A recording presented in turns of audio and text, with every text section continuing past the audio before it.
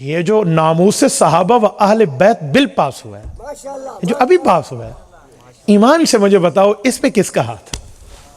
نہیں علماء کرام، میرے مفتی عبدالشکور کی شہادت لگی ہے، میں سمجھتا ہوں اس کے کئی عوامل ہوں گے، اس میں ایک وجہ مفتی عبدالشکور رحمۃ اللہ علیہ کی صحابہ اور اہل بیت کی چوکیداری بھی تو ہے نا۔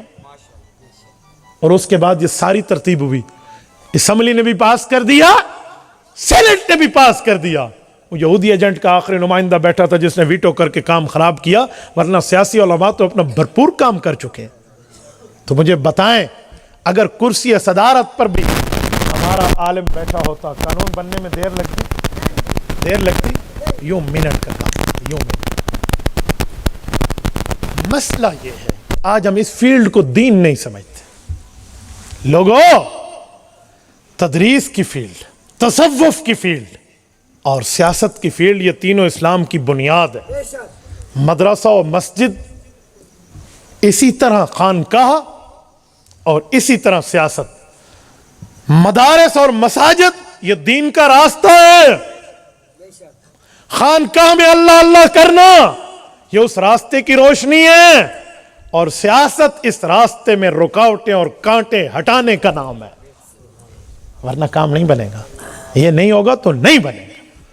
میری بات کا خلاصہ یہ ہے، میرے رات کی اس تاریکی میں بیٹھ کے، جب تاریخ بھی بدل چکی ہو، جب رات کا یہ پہر آ چکا ہو، آج میں 400 کلومیٹر سفر کر کے اگر آپ کے پاس بیٹھا ہوں تو یہ بات کرنے کے لیے بیٹھا ہوں کہ میرے کندھے پر بھی فرشتے بیٹھے ہیں، آپ کے کندھوں پر بھی بیٹھے۔ میں نے جسے حق سمجھا اللہ کے گھر میں ٹھوک بجا کے بات کی، کوئی مجھے غلط کہے، کوئی مجھے اچھا کہے، مجھے مد و ذم برابر کر دی۔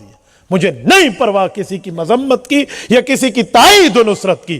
میں نے جسے حق سمجھا اللہ، میں اللہ کو گواہ بنا کے کہتا ہوں میں نے وہ کہہ دیا۔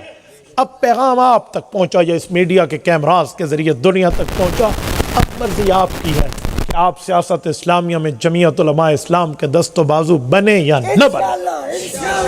کریں گے انشاءاللہ۔ جتنے ساتھی بیٹھے ہیں، اگر آپ کو تائید ہے آپ ہاتھ کھڑے کر کے بات کریں۔ دین کی اس کمزور میدان کو مضبوط کریں گے، علماء کے ساتھ چلیں گے، سیاست اسلامیہ میں جمعیت علماء اسلام کے دست و بازو بنو گے، اور اسلام کے لیے گلی گلی، چوک چوک، چوراہے چوراہے، ایک ایک جگہ، کونے کونے میں جانا پڑا تو جاؤ گے۔ جزاکم اللہ تعالی۔